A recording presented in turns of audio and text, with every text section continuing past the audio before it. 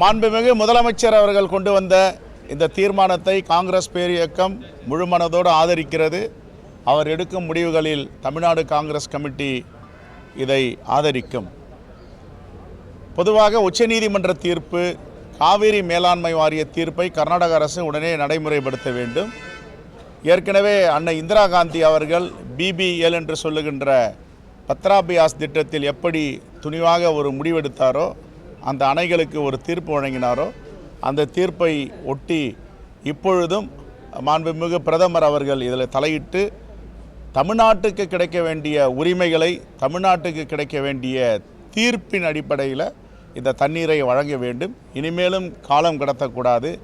ஏற்கனவே 38 முறை பேச்சுவார்த்தை நடந்திருக்கிறது. 38 முறை பேச்சுவார்த்தை நடந்தும் எந்த பயனும் இல்லாததால் தான் அமைச்சர்கள், முதலமைச்சர்கள் எந்த ஆட்சியாக இருந்தாலும் நீதிமன்றத்தை நாடி இந்த தீர்ப்பை பெற்றிருக்கிறார்கள். இந்த தீர்ப்பை உடனே நடைமுறைப்படுத்த வேண்டும் என்பதுதான் எங்களுடைய கோரிக்கை. எந்த ஆட்சி நடந்தாலும், பாஜக இருந்தாலும் காங்கிரஸ் இருந்தாலும், அவங்க ரெண்டு பேரும் ஒற்றுமையாக இருக்காங்க. அந்த ஒற்றுமை தமிழ்நாட்டிலும் இருக்க வேண்டும். தமிழ்நாடு காவிரி பாசன விவசாயிகளுக்காக அந்த ஒற்றுமை இருக்கிறது என்று நாங்கள் நம்புகிறோம். அந்த அடிப்படையில் அனைவரும் ஒற்றுமையாக இந்த தீர்மானத்தை கொண்டு வந்திருக்கிறோம். இந்த தீர்மானம் காங்கிரஸுடைய ஆட்சியாக இருந்தாலும் எந்த ஆட்சியாக இருந்தாலும் அங்கே நிர்பந்தப்படுத்தும் என்று நாங்கள் விரும்புகிறோம்.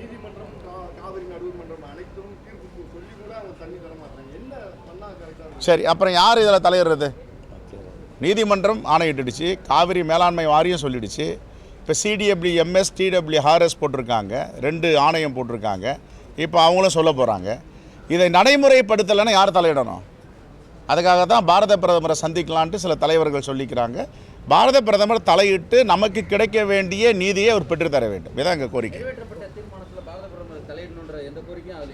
இல்லை, கருத்து சொல்லியிருக்காங்க. கருத்து சொல்லியிருக்கோம். எல்லா தரப்பும் சொல்லியிருக்காங்க. Okay, thank you.